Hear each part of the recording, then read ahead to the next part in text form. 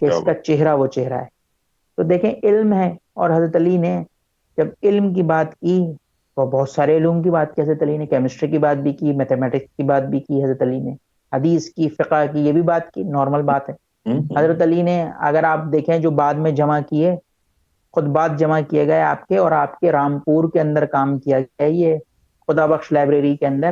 جی. اور وہاں پہ جو اس کے چیف لائبریرین تھے مولانا عرشی، انہوں نے اوریجنل سورس کی کتابیں وہاں اس لائبریری میں موجود ہیں آپ کے انڈیا کے اندر، وہاں سے نکال کے دکھا دی کہ اوتھینٹسٹی میں کوئی 19-20 نہیں ہے اس کے. بالکل صحیح کہہ رہا. تو تو اس میں آپ دیکھیں جانوروں پہ بھی بات کی آپ نے، مور پہ بھی بات کی آپ نے، چیونٹی پہ بھی بات بھی کی آپ نے، مچھر پہ بھی بات کی.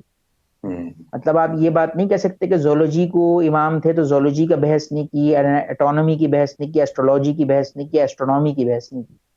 اب وہ ایک الگ بات ہے کہ آپ ان کو مطلب محدود کریں کہ صرف خیبر میں رکھیں، آپ انہیں خندق میں رکھیں، آپ ایز اے وارئر پورٹریٹ کریں، وہ آپ کی مشہور مسئلہ ہے.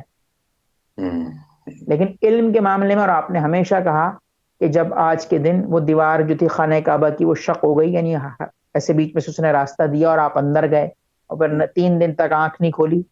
پھر نبی کریم آئے، انہوں نے آنکھ جب ان کو دیکھ کے آنکھ کھولی، پھر انہوں نے اپنی زبان چسائی حضرت علی کو. جی. تو روایت حضرت علی نے یہ بعد میں کہا کہ میرے اندر علم کے 1000 باب کھل گئے، اور ایک دروازے میں 1000 دروازے ہیں. تو اب دیکھیں، اور ہمیشہ حضرت علی نے اپنے کہا بھی یہ بات کہ رسول اللہ نے مجھے علم ایسے دیا ہے جیسے کبوتر اپنے بچوں کو دانا بھراتا ہے، کیا بات. ایسے علم ٹرانسفر ہوا ہے. اب یہ دیکھیں لوگوں کے اوپر ہے کہ وہ کتنا مانگیں گے. تو دیکھیں جو بات. This was a Sufi Guidance Channel production.